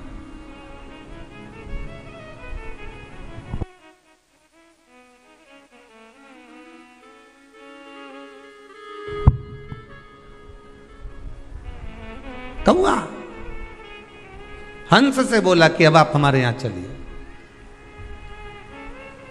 और जब आप हमारे यहां चलेंगे, जब आप हमारे यहां पहुंचेंगे, तो हम आपकी खातिर करेंगे, हम आपका आदर करेंगे, हम आपका सम्मान करेंगे, हम आपका सत्कार करेंगे। चलो हमारे साथ, ठीक है? अब हंस चला कौए के साथ। कौआ कहां रहता था? शमशान में। बड़ के पेड़ पे बैठ गया, बट वृक्ष के ऊपर। अब जैसे ही बट वृक्ष के ऊपर बैठा, और इतने में हंस बोला मुझे भूख लग रही है। कौआ गया अब भी लाता हूं, मांस पड़ा हुआ था, कौए ने उठाया, ला कर दिया। हंस बोला मैं नहीं खा सकता ये, दादा तू ही खा, मेरे बस का नहीं है। दोनों बात कर रहे थे, नीचे एक राजकुमार बैठा हुआ था, उसके ऊपर कौवे की चोंच से वो मांस नीचे गिर गया। राजकुमार को क्रोध आ गया, बहुत तेज क्रोध राजकुमार को आया। राजकुमार ने उठाया अपना धनुष और बाण और तुरंत निशाना साधा। जैसे ही बाण छूटा, कौआ भाग गया, हंस को लग गया, हंस नीचे गिर गया, हंस नीचे गिरा। राजकुमार ने आकर कहा, हंसदेव मैंने तो कौए को बाण मारा था, चोट तो कौए को लगना था, आपको लग गया, क्षमा चाहता हूं, आप नीचे गिर गए। हंस कहते हैं गलती आपकी नहीं, गलती मेरी है कि मैंने गलत से संगत कर ली थी, गलत दोस्ती कर ली थी। एक गलत संगत, मेरा मित्र बन गया था कौआ, और उस कौए की संगत में जब मैं आ गया था तो कौए की संगत में आने का कारण यह हुआ कि जो बेकार काम करने वाला होता है, जो बेकार कर्म करने वाला होता है, वो बेकार काम करके तो भाग जाता है, पर अच्छा व्यक्ति धरा जाता है। बेकार काम करने वाला मन टिकेगा नहीं।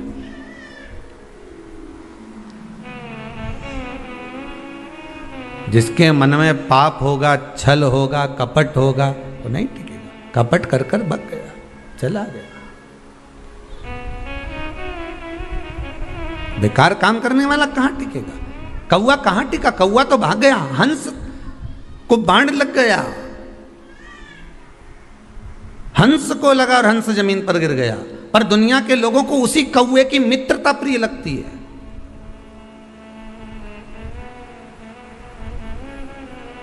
दुनिया के लोगों को वही कौआ प्रिय लगता है। हो इसकी मित्रता श्रेष्ठ है, पर नहीं। अजामिल की कथा कर रही है, मैंने मित्र का कहना गलत मान लिया और अपना मार्ग छोड़कर दूसरे मार्ग पर चले गया। हमेशा याद रखना, मित्र बनाओ मना नहीं है, एक की जगह 10 बनाओ मना नहीं, और 10 की जगह 1 बनाओ मना नहीं है। पर निवेदन केवल इतना सा है, मित्र वो बनाना जो आपको आपका हित का मार्ग प्रशस्त कर दे। अहंकार अगर आपके जीवन में आए तो मित्र खड़ा होकर कह दे, क्यों रे इतना कड़ क्यों रहा है, अहंकार का कितना गुणगान क्यों कर रहा है। मित्र वो बनाना, अगर आप गलत मार्ग पर जा रहे हो तो पकड़ कर लाकर तुरंत खड़ा कर दे। आप गलत मार्ग पर जा रहे हो तो आपके माता पिता के पास जाकर खड़ा हो जाए कि आपका बेटा गलत मार्ग पर जा रहा है, गलत व्यसन में पड़ रहा है, गलत जगह पर जाकर बैठ रहा है। मित्र वो होना चाहिए जो आपकी गलतियों को बार बार छांटता रहे।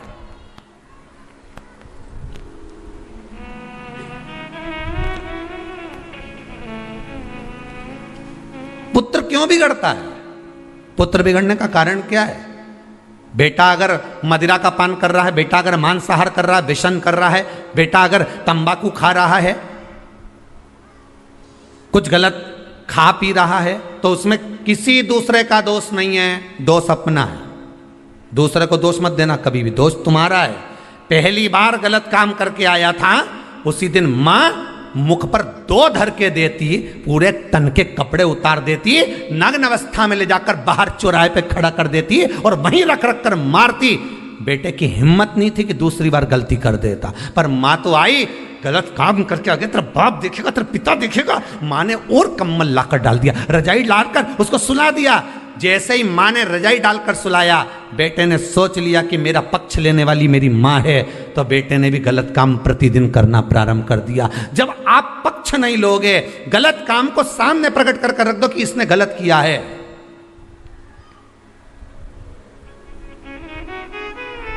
गलत काम को सामने लाकर रख दीजिए कि इसने गलत करा, इसने झूठ बोला, इसने प्रपंच करा, इसने छल करा, इसने ऐसा करा। आप सुधार सकते हो, मौका है आपको सुधारने का कि हाँ इसने गलत करा है तो अपन को सुधारना है। पर दुनिया के लोगों की आदत होती है कि उस पर रजाई डालने की, पर्दा डालने की, छुपाने की, और छुपा लो, और छुपा, और छुपा। छुपाते छुपाते एक दिन ऐसा आता है कि उसको सुधारने वाला, संवारने वाला कोई नहीं मिल पाता, और एक दिन वो गटर में पड़ा हुआ ना जाने किस तरह से प्राणों को त्याग देता है कि माँ को भी रोना पड़ता है, परिवार को भी रोना पड़ता है, मित्र भी रोते हैं। अच्छी जगह ले जाकर बिठाने का प्रयास करना। एक भंवरे ने गोबर के कीड़े को ले जाकर फूल पर बिठा दिया, फूल में से चला चला तो माला में पहुंच गया, माला में से चला चला तो भगवान के गले में पहुंच गया, गले में से निकला तो विसर्जन के लिए गंगा के जल में पहुंच गया। उस गोबर के कीड़े ने अपने मित्र भौरे को धन्यवाद दिया कि तूने मुझे गोबर में से निकालकर गंगा के जल तक पहुंचा दिया। मित्रता वो होना चाहिए कि गलत संगत से निकालकर तुम्हें अच्छी संगत तक ले जाए। नहीं तो मालूम पड़े अच्छी संगत से ले जाकर, अरे कहाँ कथा में लगा रहता है, तुम्हारे पास और कोई काम नहीं है क्या? दिन भर 2 बजे से 5 बजे तक कथा, वो सियोर वाला महाराज भी फ्री ने, तुम भी फ्री। तो जो ऐसी बात करे नहीं तो उससे पूछ लेना, क्या मेरे से क्या गाड़ी चलवाना तेरे को, कि तेरी दुकान चलवाना है? तो क्यों चिड़ेवा सियोर वाला महाराज से और मुझसे? दिक्कत क्या ये बता। तू तो बोल दे कि 2 बजे से 5 बजे तक मेरे को ये काम करना है। बोलो घट्टी चलाऊं कि सूपड़ा लेके न सब फटकूं? तुम तो बोल दो, दिक्कत क्या है ये बताओ। तुम तो पूछो, जो बोले नहीं तुमसे बार बार बोले, बताओ इनके पास तो कोई काम नहीं, ने 2 बजी नहीं ने कथा चालू, इनके पास कोई काम नहीं, बस मोबाइल उठाया नहीं और इन्हें कथा देखना चालू करी। तो बताओ नहीं कई करूं मैं? बोलो तो कहीं माथा बड़ी को दीवार से नहीं, तुम तो बोली तो। और कथा में नहीं लगूं, और अगर फालतू की बात करूं, मैं होटला पे बैठ के ना 2-4 के साथ बैठी ना और फिर बात चालू कर दूं, तो यूं के बताओ बहू की बुराई कर रही होगी, दिन भर बाहर बैठी रहे, दिन भर पड़ोसन के साथ बैठी रहे, बताओ काय की अम्मा हमारी, दिन भर बुराई, दिन भर कोस है। तो इससे तो अच्छा है कि 2 बजे से 5 बजे तक कथा सुन, और 2 से 5 की कथा के चक्कर में पड़ोसन भी नहीं आए, उसको मालूम है कथा में बिठा देगी, 5 बजे तक चाय भी नहीं पिलाएगी, तो वो भी नहीं आया। उसने कहा, और 5 बजे के बाद उसके घर पे वैसे ही पूरा परिवार आ जाए तो वो निकलना पसंद नहीं करे। अभी भगवान ने कितनी अच्छी तुम्हारी दिनचर्या कर दी, सुबह से उठो, काम काज करो, 12-1 बजे तक बढ़िया काम काज करके, भोजन करके, बर्तन सब धो धुआ के ना ओंधा करके, और जैसे ही सोने का समय आए ना 15-20 मिनट ने जो टिकिया, इतना में तो 2 बजे तुरंत वही चाय बनाई, थोड़ी सी पी, पौना 2 बजे, और चाय वहाँ पी के सब के दे दुआ के, और बढ़िया अपने बढ़िया प्रेम से जहाँ बैठती रोज सोफा पे, पलंग पे, जहां भी बैठे, गादी पे, चद्दर पे, जहां बैठे, मैं आराम से टिक टुका के बैठ के, और रिमोट लेके ने एसी चालू करे ने किसी के जैसे गोली मारी रही हो तुरंत। और जो चालू करे फिर, और कथा चालू, और कथा चालू में भी वो देखती रहे, अभी तो मूछ वाला बाबा ही चल रहा है, तो फिर अभी जब तक के फिर घूम आऊँ, तो एक बार घूम फिर के ना घर का उधर बाहर का दरवाजा मरवाजा लगा के फिर बैठी, और फिर जाके जब कथा चालू हुई तब ऐसा मन करे सो तो कथा चली 5 बजे तक चले, इसके बाद बाकी का काम करे। मन चित्त वृत्ति सब लग गई, ऐसी लगी कि अब छूटे नहीं महाराज। अब तो जो लगन लगी है, एक बार उससे लग गई तो अब छूटना नहीं चाहिए साहब। अब तुम शंकर के हो गए, शंकर तुम्हारा हो गया, अब क्या सोचना, क्या विचार करना उसका।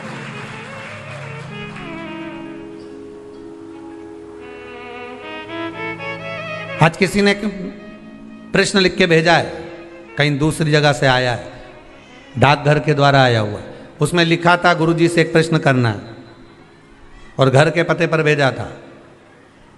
तो हमारी माता जी ने हमको दिया,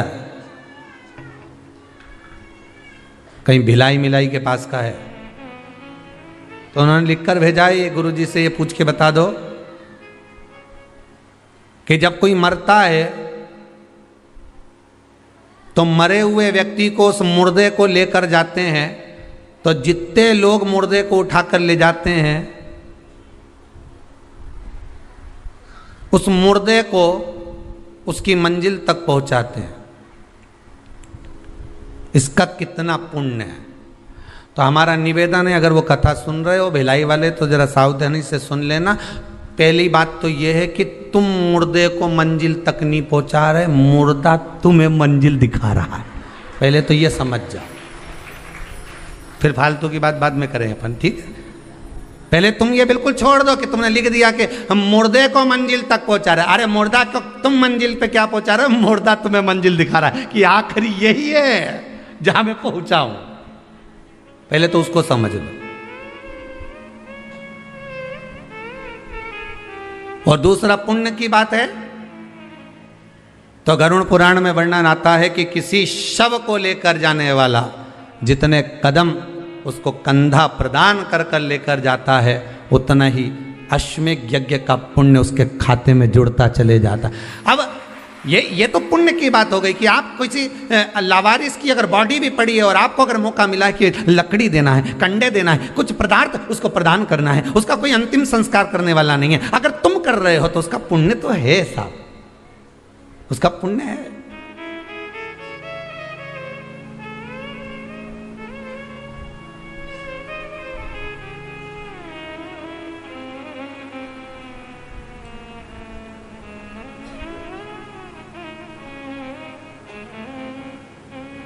एक मेडिकल वाले के पास में एक फूल की दुकान थी।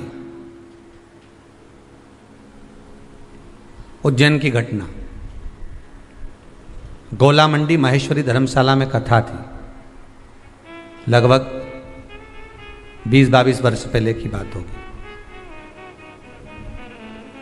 एक फूल वाले के पास एक मेडिकल वाले की दुकान, और फिर पास में वहाँ पर कुछ बहुत सारे कपड़ों की दुकान थी, वहाँ गद्दे वद्दे रखे हुए थे बहुत सारे, जो उज्जैन वाले होंगे वो तो जानते होंगे, ठीक है। अब शाम का समय था, उस समय हम भी घूमने के लिए निकले हुए थे, तो वहाँ क्या देखा कि एक फूल की माला लेने वाला खड़ा हुआ था साइकिल से, और वो माला ले रहा था और कहा हमें पूजन के लिए माला चाहिए। और मेडिकल पे कोई एक फ्रॉक पहने हुए एक लड़की बच्ची खड़ी हुई थी, बाल पूरे बिखरे हुए थे उसके, और आँख में उसको थोड़ा सा कुछ अश्रु भरा हुआ था। उसने पर्चा दिया दवाई का और कहा ये दवाई हमको दे दीजिए अंकल। अंकल ने पर्चा पढ़ा, कुछ रुपए बताए, उतने रुपए उसके पास में नहीं थे।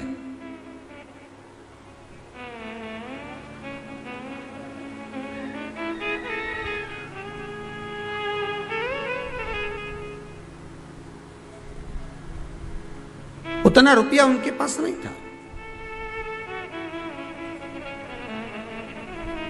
फूल की जो माला ले रहा था, उसने उस बच्चे, बिल्कुल पास में दुकान, उसने उस बच्ची का, मेडिकल वाले का शब्द सुना, तो उस साइकिल को रख कर माला वहीं पर छोड़ दी और उसने जेब में से निकाल कर उस बच्ची की मेडिकल में जो दवाई में पैसा कम पड़ रहा था वो दे दिया। फूल वाले ने कहा सर आप ये माला नहीं लेंगे भगवान को चढ़ाने की, तुमने उसको पैसे दे दिए। तो कहा बस आज माला मेरे महंकाल को चढ़ गई, वो इधर से चढ़ी चाहे इधर से चढ़ी पर चढ़ गई। पुण्य कैसे भी करना है, ये जरूरी नहीं, फिर निवेदन करूंगा, ये जरूरी नहीं है कि आप फूल बंगला बनाओगे तब भगवान प्रसन्न होगा। आप दिल को बंगला बना लो, मेरा भगवान प्रसन्न हो जाएगा। मन को तो बना कर देखो, मन बना ही नहीं पा रहा।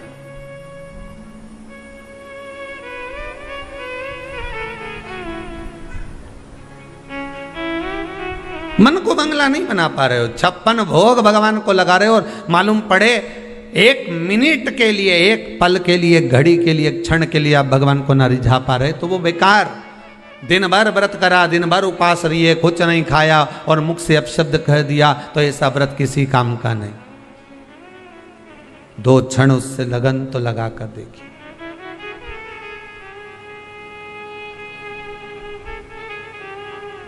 दो क्षण उसको अपना बनाकर तो देखिए।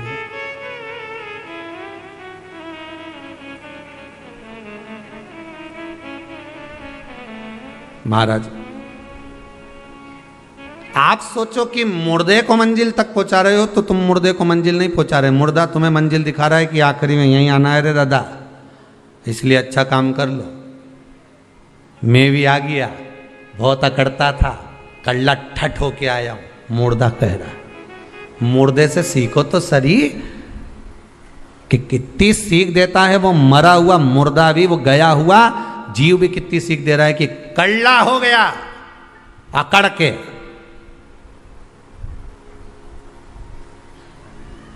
मुर्दा भी कह रहा है कि नम्रता रखोगे तो लोग तुम्हें जिंदा समझेंगे, अकड़ोगे तो सोचेंगे मर गया। अकड़ोगे तो सोचेंगे मर गया।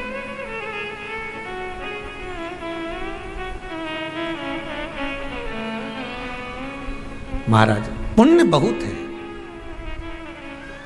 अपार पुण्य, अपार अपार पुण्य, पुण्य की कोई कमी नहीं। यह जरूरी नहीं है कि आप भंडारा करोगे तभी भगवान प्रसन्न होगा, नहीं भाई।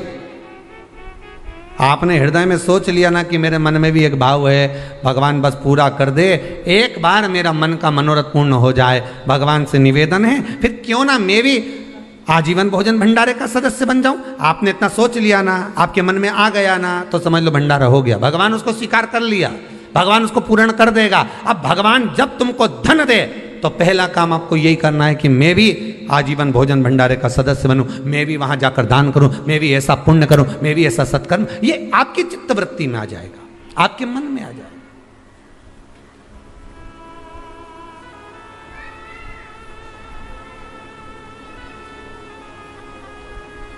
मन से दान होता है, मन से पुण्य होता है, मन से सत्कर्म होता है।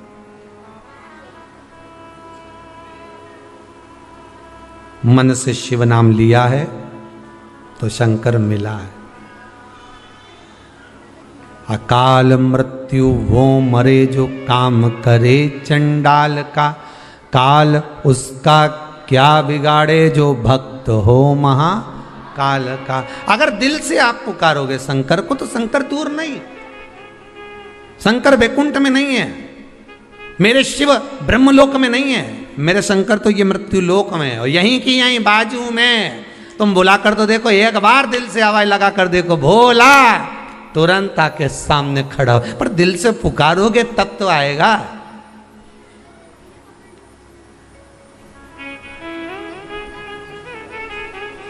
दिल से पुकारो।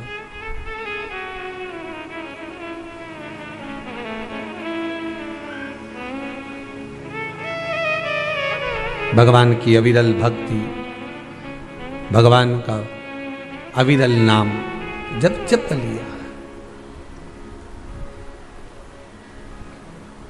तो जीवन की सार्थकता तो स्वतः बन जाती है। अजामिल मार्ग भटक गया था, वैश्या के चक्कर में पड़ गया था। भजन करने वाला व्यक्ति अगर गलत मार्ग पर भी चले जाता है तो भगवान कृपा कर कर उसे फिर सतमार्ग पर ले आता है। यह अजामिल की कथा कहती। आपने जिंदगी में अगर शंकर की कथा को एक बार भी श्रवण करा है।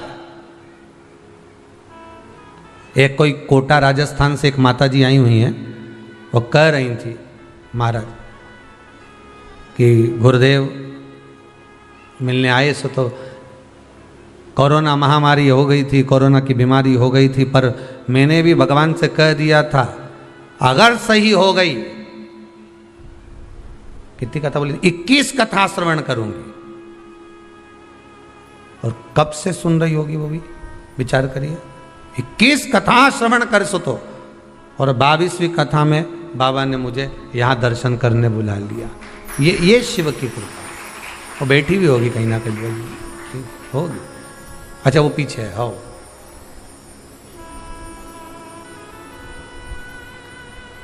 शिव कृपा करता है। भगवान शंकर जब करुणा करते हैं, शंकर जब कृपा करते हैं, शिव जब दया करता है, शंकर जब करुणा करते हैं तब जाकर। कहाँ है जरा निकल बाहर, बस हाथ हिला दो वहीं से भले। कहाँ है आप ही? हाँ ठीक ठीक है। कहाँ से हैं? हिंडोन करौली के पास से हैं। अच्छा अच्छा, हम समझे कोटा से। ठीक है, नमः शिवाय नमः शिवाय। शिव कृपा करता है, करुणा करता है तब होता है। उसकी कृपा बिना नहीं हो सकता। मार्ग से विभाजित था, भगवान फिर मार्ग पर लाकर छोड़ दिया। जब अजामिल की पत्नी गर्व से हुई, संतों को भेज दिया, जाओ उस मार्ग पर जाओ। भगवान कुछ संत आ गए, भूख लगी है, ब्राह्मण का घर बता दो। तो कि ब्राह्मण का तो घर हमारे गांव में है, पर उसने शादी वेश्या से करी है। तो संत बोले क्या हुआ? ब्राह्मण से अगर वेश्या ने शादी करी है तो वो वेश्या वेश्या नहीं रही, वो ब्राह्मणी बन गई।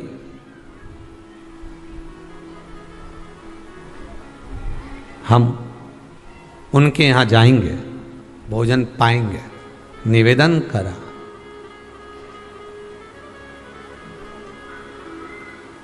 भोजन करा।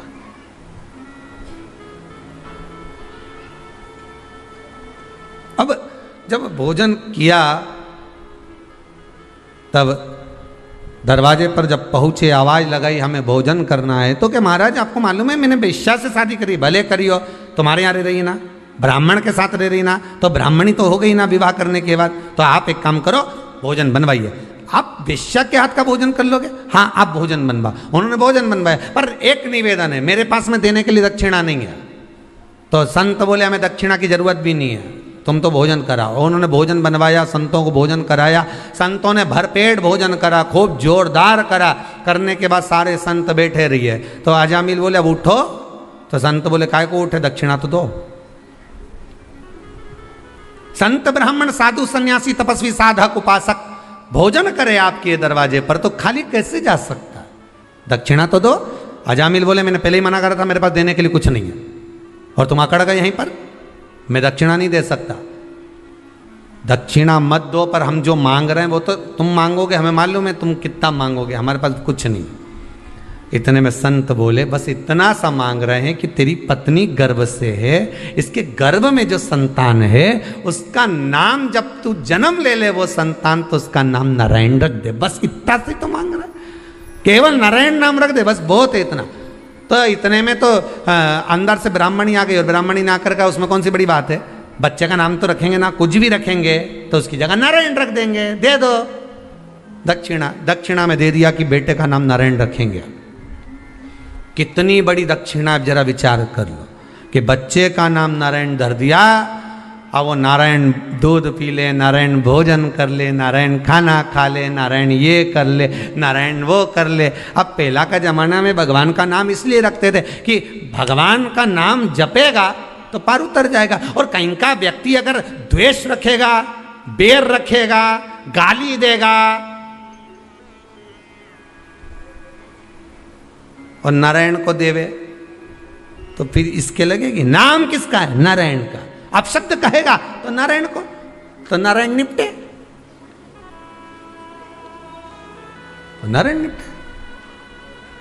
प्रेम रखेगा तो नारायण से, द्वेष होगा तो नारायण से। नारायण नारायण नारायण नारायण नारायण नारायण चलता है। और एक आज का समय, अजामिल नारायण को नाम लेते लेते लेते लेते अंत में जब यमदूत दिखे, घबरा गया, पुत्र नारायण को बुलाया तो वो नारायण आ गया। ये अजामिल की कथा भागवत की है, वैसा ही चरित्र हमारा है।